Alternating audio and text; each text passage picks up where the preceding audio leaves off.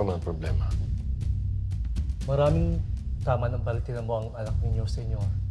May injury siya sa stomach, sa liver, pero hindi siya ganun kakritikal, kaya na-manage namin.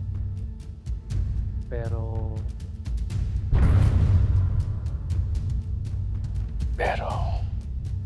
The patient is suffering from bilateral kidney injuries.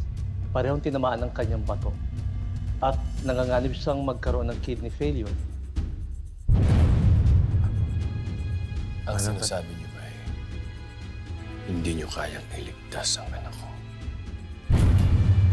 Ngayon ililigtas natin siya kung magsasagawa tayo ng emergency kidney transplant. Pero kailangan natin magmadali, senyor. Kailangan natin makakita ng kamatch ni Elias. Senyor, marami tayong kontak sa doktor. Ako ang ama. Kunin niyo ang kidney ko para i-transplant sa anak ko.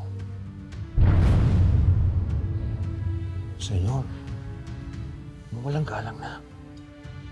Napag-iisipan niyo bang mabuti ang bahay? Bawat segundong sinasayang ko katumbas ng buhay ng anak ko.